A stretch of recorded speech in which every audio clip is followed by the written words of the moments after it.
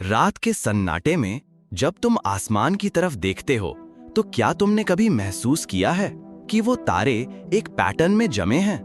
क्या कभी सोचा है कि ये ब्रह्मांड जिसे हम अनंत कहते हैं वो किस नियम से बंधा है? क्यों हर ग्रह अपनी कक्ष में ही घूमता है? क्यों समुद्र की लहरें समय से टकराकर लौटती हैं? क्यों हर चीज में एक पैटर्न है, एक लय है, एक क्रम है? ये सब कुछ सिर्फ इत्तेफाक नहीं है, ये सब कुछ गणित है। हाँ, वही गणित जिसे हम स्कूल की किताबों में पन्ने पलटते हुए भूल जाते हैं। गणित क्या है? क्या ये सिर्फ जोड़ घटाना गुणा भाग है? नहीं, गणित तो वो दर्शन है जो हमें उस अदृश्य धागे का एहसास कराता है जो हर चीज को आपस में जोड़े हुए है। गणित केवल संख्याओं की एक लाइन नहीं है, ये एक भाषा है, एक ऐसी भाषा जो उन मौन संवादों को व्यक्त करती है जो ब्रह्मांड के हर कोने में घट रहे हैं। जिस तरह हम हिंदी पढ़ते हैं, अंग्रेजी बोलते हैं और शब्दों से अर्थ निकालते हैं, उसी तरह गणित भी एक भाषा है। फर्क बस इतना है कि ये भाषा भावनाओं से नहीं, तर्क से बात करती है। ये भाषा कागज पर लिखी नहीं जाती, ये तारों की चाल में, समंदर की लहरों में, पत्तियों के झुकने के कोण में और दिल की धड़कनों की गति में छुपी होती है। एक आम इंसान जब गणित को देखता है तो उसे बस कुछ सिंबल्स, कुछ अंक और अजीबोगरीब अक्षर दिखते हैं, लेकिन जब एक गणितज्ञ, एक सच्चा गणना ज्ञानी उन सिंबल्स को देखता है तो जैसे कोई कवि कविता पढ़ता है, जैसे कोई संगीतज्ञ सुरों की रचना को सुनता है, वैसे ही एक गणितज्ञ उस भाषा को महसूस करता है। उसे पता चल जाता है कि इस समीकरण में क्या कहने की कोशिश हो रही है, जैसे किसी ने ब्रह्मांड का एक रहस्य कान में फुसफुसा दिया हो। वो नाम नहीं, एक युग थे।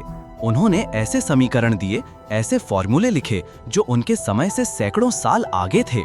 उन्होंने उन गणनाओं को देखा जो उनके आसपास के किसी भी इंसान को व्यर्थ लगती थीं, और आज वो सेम समीकरण ब्लैक होल, कॉस्मिक स्ट्रिंग्स और थ्योरी ऑफ रिलेटिविटी में काम आते हैं। उस समय जब इंसान को ये भी पता नहीं था कि ब्लैक होल नाम की कोई चीज होती है, रामानुजन ने ब्रह्मांड की उस भाषा में कुछ शब्द छोड़ दिए थे जो आज की विज्ञान की सबसे जटिल पहेलियों को खोल रहे हैं। क्या ये केवल संयोग है? नहीं, ये उस भाषा की शक्ति है जिसे उन्होंने सुना, समझा और जिया। अगर हम गणित की भाषा को समझना सीख जाएं, तो हम उन दरवाजों को खोल सकते हैं जो आम सोच के लिए बंद हैं। हम उन मशीनों को बना सकते हैं जो समय को मोड़ सकें, उन तकनीकों को जन्म दे सकते हैं जो आज कल्पना लगती हैं पर कल की हकीकत होंगी। क्योंकि गणित का ज्ञान एक ऐसा टॉर्च है जो अंधकार में रास्ता नहीं दिखाता, बल्कि अंधकार को ही खत्म कर देता है। और यही वजह है कि जो गणित को समझता है वो ब्रह्मांड से सीधा संवाद कर सकता है। वो सिर्फ खोज नहीं करता, वो ब्रह्मांड की कहानियां पढ़ता है, उसकी धड़कनें गिनता है और उसकी खामोशी में छिपे उत्तरों को सुन लेता है। ये गणित है, ब्रह्मांड की शुद्धतम और मौनतम भाषा। जब एक बच्चा अपनी छोटी उंगलियों पर गिनती करता है तो वो केवल संख्याएं नहीं सीख रहा होता, वो अननोइंगली ब्रह्मांड की भाषा में संवाद करना सीख रहा होता है। गणित एक सोच है, ये उस तरह की सोच है जो सवालों से नहीं डरती बल्कि उन्हें गले लगाती है, जो चीजों को जटिल नहीं बल्कि सरल बनाकर समझना चाहती है। भारत की भूमि पर जब आर्यभट्ट ने शून्य की खोज की तो वो केवल एक संख्या नहीं थी, वो एक दर्शन था। शून्य का मतलब केवल कुछ नहीं है, बल्कि यह उस मौन का प्रतीक है जहां से सब कुछ शुरू होता है। गणित का शून्य हमें बताता है कि कुछ ना होते हुए भी सब कुछ हो सकता है। और जब अनंत की बात आती है तो हम समझते हैं कि गणित सिर्फ सीमित चीजों की बात नहीं करता, ये हमें सीमाओं से बाहर ले जाता है। गणित वो भाषा है जो ब्रह्मांड के हर राज को खोल सकती है।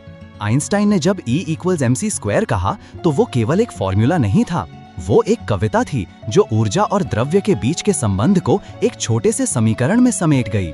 हर लहर, हर गति, हर ताप गणित के नियमों से चलती है। ब्लैक होल का गुरुत्व, स्टार का बनना और मरना, या फिर समय का धीमा और तेज होना, इन सब की कहानी गणित में लिखी गई है। गणित सिर्फ अंतरिक्ष में नहीं बल्कि पृथ्वी की हर चीज में बसा है। फिबोनाची सीक्वेंस देखो, पत्तियों का क्रम देखो, मधुमक्खियों का छत्ता देखो, हर जगह एक गणितीय सौंदर्य है। क्या ये संयोग है कि सूरजमुखी के फूल में फिबोनाची का पैटर्न होता है, या फिर ये ईश्वर का गणितीय हस्ताक्षर है? तुम जब प्यार में पड़ते हो तो दिल की धड़कनें तेज हो जाती हैं। क्या कभी सोचा है कि उस धड़कन की लय भी गणित में आती है? जब तुम संगीत सुनते हो तो स्वर और ताल दोनों गणितीय अनुपात से चलते हैं। जब कोई चित्रकार एक चित्र बनाता है तो उसमें गोल्डन रेशियो का उपयोग करता है। गणित केवल संख्या नहीं, एक अनुभव है, एक एहसास। हम जो देखते हैं, जो सुनते हैं, जो महसूस करते हैं, वो सब जरूरी नहीं कि सच हो। हमारी आंखें, हमारे कान, हमारी इंद्रियां, ये सब बस सीमित उपकरण हैं। ये हमें दुनिया का एक संस्करण दिखाते हैं, एक अनुभव। पर क्या वही अनुभव हर इंसान के लिए एक जैसा होता है? नहीं। एक ही घटना को दो अलग अलग व्यक्ति दो अलग अलग ढंग से देख सकते हैं।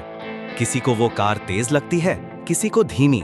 किसी को वो संगीत तेज सुनाई देता है, किसी को वो बस कानों में सरसराता है।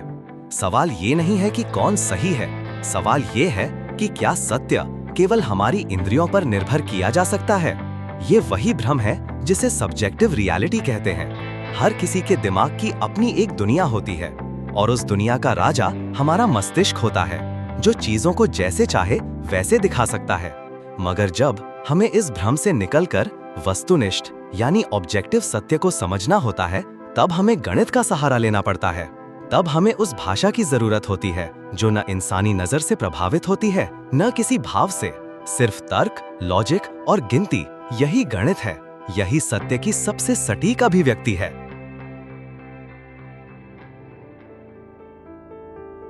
मान लो किसी ने कहा वो कार बहुत तेज थी, पर ये तेज क्या है? कितनी तेज? किसके लिए तेज? जब तक हम इसे संख्याओं में ना बांधें, तब तक ये सिर्फ एक राय है, एक भावनात्मक आकलन। पर जब हम कहते हैं वो कार 72 किलोमीटर प्रति घंटा की रफ्तार से चल रही थी, तो अब ये एक राय नहीं, एक तथ्य है।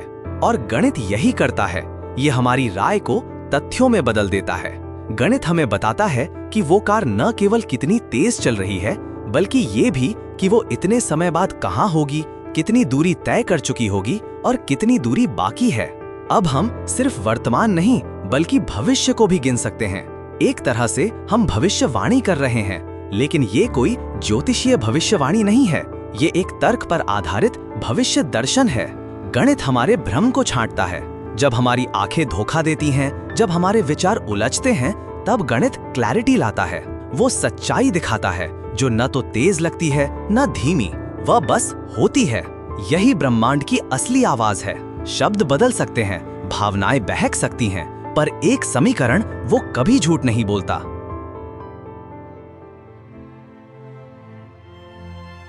लेकिन क्या हमने गणित को ऐसा ही दिखाया है? नहीं, हमने उसे डर बना दिया। हमने उसे परीक्षा की मार बना दी। हमने ये नहीं सिखाया कि गणित जीवन है। गणित वो हथियार है जिससे हम अराजकता में से संरचना निकालते हैं, जो हमें अंधकार में रोशनी दिखाता है। गणित वो धर्म है जिसमें तर्क पूजा है और प्रश्न ही साधना। गणित वो कविता है जिसे हर कोई समझ सकता है अगर वो डरना छोड़ दे। गणित वो दर्पण है जिसमें झांक कर हम खुद को समझ सकते हैं, और शायद किसी दिन उस परम सत्य को भी जिसे हम ईश्वर कहते हैं। गणित क्या है? ये तुम हो, ये मैं हूं, ये सब कुछ है जो कभी कहा नहीं गया लेकिन हमेशा से था।